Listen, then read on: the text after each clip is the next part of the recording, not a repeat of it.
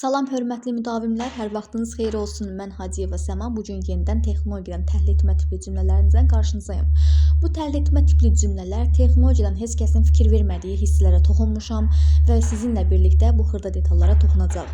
Əlbəttə ki, biz hər bir xırda detala toxunmalıyıq. Sadə, mürəkkəb, şəkil olsun, hissələr olsun. Çünki bu hissələr, yəni imtahanda düşə bilər. MIQ tipli düşündüyünüz suallar hazırlayıram sizin üçün və biz xırda detallara toxunmalıyıq.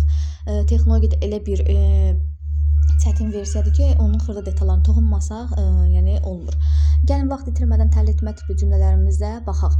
Deməli, asitat və 3 asitat liflərdən olan parçalar nəmi pis hopdurur. Deməli, biz yanlış və doğru cümlələri seçməliyik. Burada yanlış da var, doğru da var. Hansı yanlışdır, hansı doğrudur biz qeyd eləməliyik. Və ötürüb keçməməliyik ki, bu yanlışdır, bu doğrudur. Yəni, hamısı izah edə keçməliyik.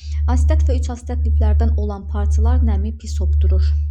Bəli, asitat və 3 asitat liflərdən olan parçalar nəmi pis hopdurur. Bununla razılaşaq. Amma yüksək hərarətə həssaslığıdır. Yadımıza salaq. Asitat və 3 asitat liflərdən olan parçalar nəmi pis hopdurur, amma yüksək hərarətə həssaslığıdır. Yoxsa, bəli əziz müdavimlər, afərin, asitat və 3 asitat liflərdən olan parçalar nəmi pis hopdurur, amma yüksək hərarətə həssaslığıdır. Buna aid deyil. Buna aid olan nə idi sizcə? Bəli, afərin, poliamid liflər idi. Baxın, görürsünüz, bu hissələr poliamiddə də var, asitat və 3 asitat liflərdə də var. Baxın, bu hissə nəmi pis hopdurur hissəsi var, ha. Baxın, bu nəmi pis hopdurur. Bəli, bu asitat və 3 asitat liflərdə və poliamid liflərdə var. Amma yüksək hərarətə həssaslığıdır bu hissə isə poliamid liflərinə aiddir. Buna aid olan nə aid idi? Tez quruyur aididir.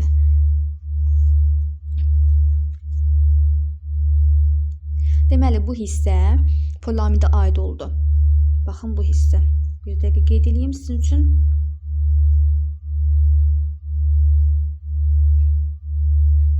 Bu hissə poliamidə aid oldu. Nəmi pis hopdurur hər ikisinə aiddir.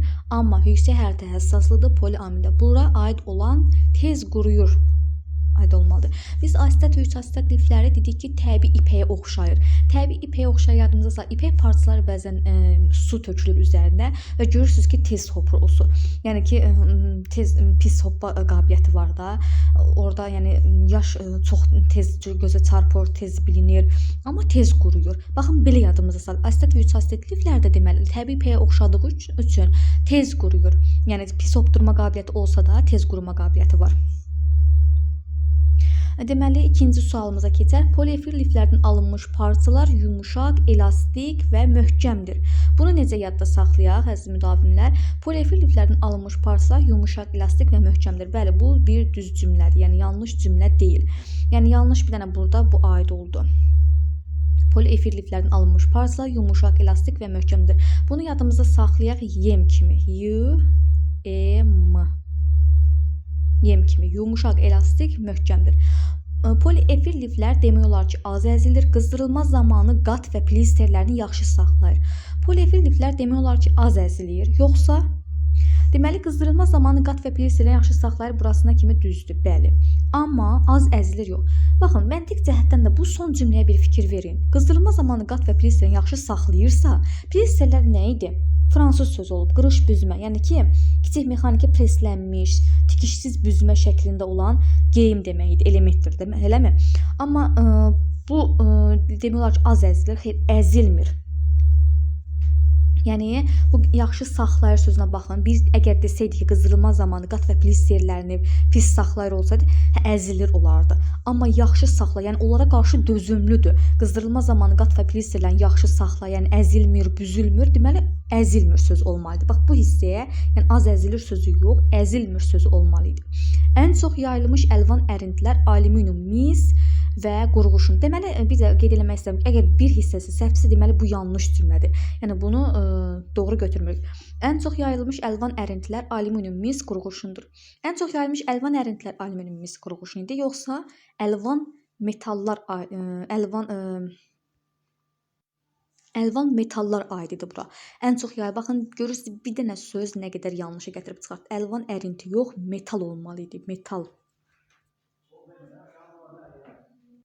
Bizim əlvan ərintilərimiz hansılar idi?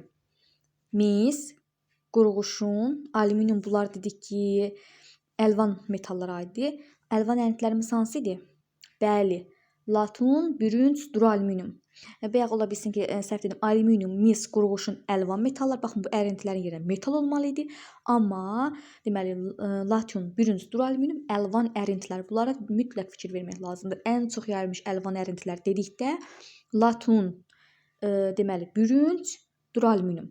Amma metalda isə əlvan metal, alüminium, mis, qurğuşundur. Yəni bunlar. Belə hörmətli müdavimlər, bu cür təhlil etmə tipli cümlələr və bol-bol sınaqlar işləmək istəyirsinizsə, mənimlə əlaqə saxlaya bilərsiniz.